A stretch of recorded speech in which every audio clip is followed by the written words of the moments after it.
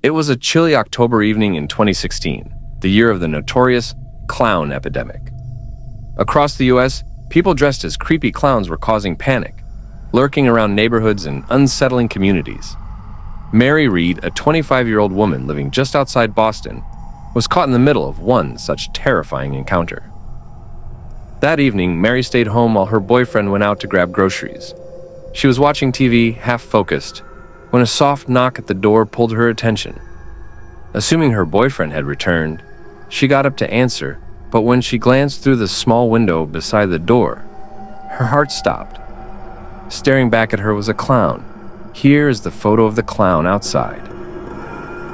But Mary, still assuming it was a prank, thought her boyfriend had dressed up to scare her. With a nervous laugh, she took out her phone, snapped a photo, and texted him. "Stop joking, I see you." Moments later, her phone buzzed. Her boyfriend's message made her blood run cold. "What do you mean? I'm pulling into the driveway. I see someone in a clown costume. Go hide now!" Suddenly, everything felt real. This wasn't a joke. Panic surged through Mary as her boyfriend's next message came in. "Lock yourself in the nearest room. I'm coming." Terrified, Mary bolted to the nearest bathroom and locked the door. She could hear her own heart pounding in the deafening silence. Outside, her boyfriend had just pulled into the driveway. Spotting the clown near the front door, he grabbed his taser and stepped out of his car. The clown turned toward him, moving slowly but menacingly. Without hesitating, her boyfriend fired the taser, and the clown crumpled to the ground, stunned. After a few seconds, the clown managed to get back up and, disoriented, stumbled away into the night. Her boyfriend ran inside, calling out for Mary. Hearing his voice, she cautiously unlocked the bathroom door and rushed into his arms, shaken but relieved. They called the police that night, and the clown was found, and the police said that the clown had intentions of breaking inside their house. Luckily, the girl didn't open the door, or if she had opened the door, it would have been another disturbing story. This was by Emily, a 36-year-old woman in Texas. It was the summer of 2016 when Emily found herself alone at home with her two young children, Olivia and Noah. Her husband was working late, and the house was quiet, save for the soft hum of the baby monitor and the occasional squeak of toys from the living room. That evening, after putting the children to bed, Emily started her usual routine of cleaning up the kitchen. The dull clink of dishes and the rhythmic sound of running water filled the space as she wiped down the countertops, her mind wandering to the tasks of the next day. Suddenly, the sound of the doorbell hit here, and she wondered, who can it be this time? Since she directly didn't open the door, she checked her Ring doorbell cam, and this is what she has caught.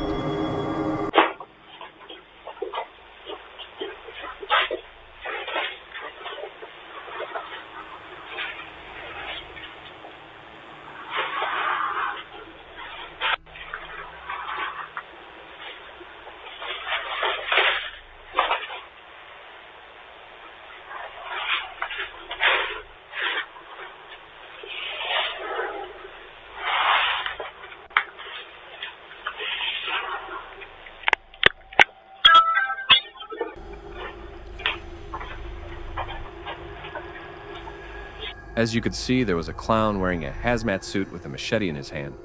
However, the clown just stays there for a while and rings the doorbell and goes away. Shaken, she called her husband and then the police, but there wasn't much they could do. The clown hadn't committed a crime. It was just a disturbing prank, a ding-dong ditch, taken to a sinister level. Officers patrolled the neighborhood for a few days, but nothing more came of it. No further sightings, no clues. Days passed, then weeks, and the incident slowly faded into the background of their lives. But every now and then, late at night when Emily was alone in the quiet house, she would think about the clown. Who was he? Why had he chosen their house? What had he wanted? To this day, the mystery remains unsolved, but there has been reports of a clown kidnapping children in the park, so that they didn't let their children go out to the park anymore, and they just decided to move away 1 month later. Every time the doorbell rings, a small part of Emily still braces for the worst, her thoughts flashing back to that summer night in 2016 when a stranger with a painted face and a crowbar stood at their doorstep. holding nothing but silence and unanswered questions. Here's a terrifying incident about a girl named Sarah, who had the most chilling experience while babysitting one night. Although there's no solid proof this really happened, many believe it's true, and it's a story that haunts people. One evening, Sarah was hired to babysit for a family while the parents went out to dinner. She had babysat for them before, so she felt comfortable in their home. The children were already asleep when she arrived, so all she had to do was keep an eye on them until the parents returned.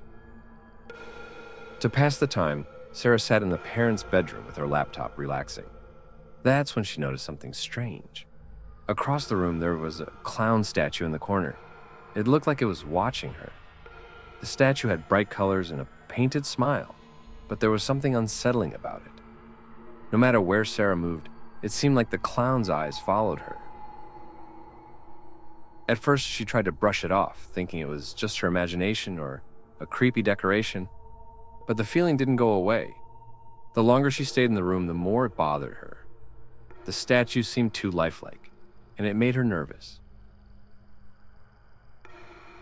Later in the evening, Sarah called the children's parents to ask what the kids should eat for dinner.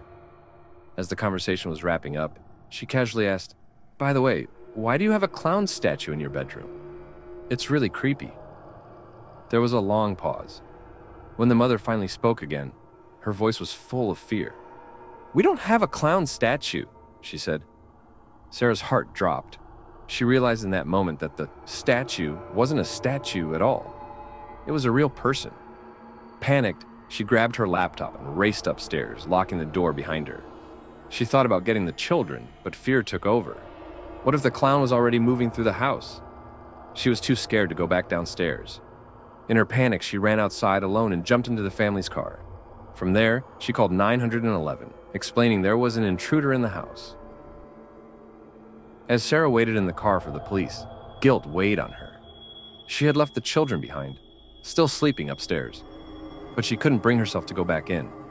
The fear of what the clown might do if he saw her again was overwhelming. The police arrived quickly and searched the house. They didn't find anything unusual at first, checking room after room. Then they discovered a broken window in the parents' bedroom. It was clear now.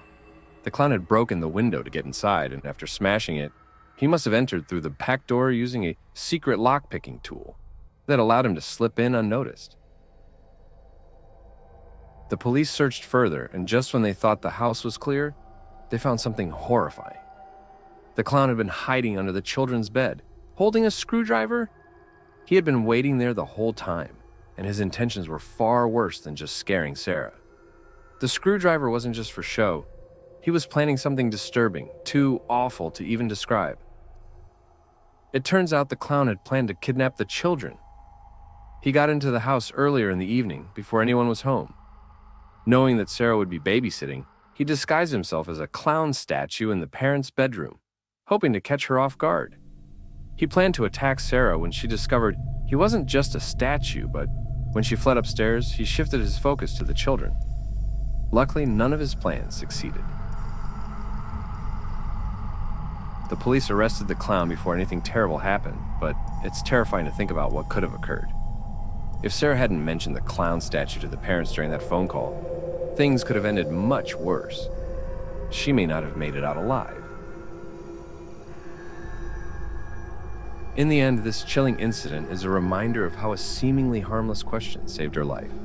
If she hadn't asked, "Why do you have a clown statue in your bedroom?" she might not be here today.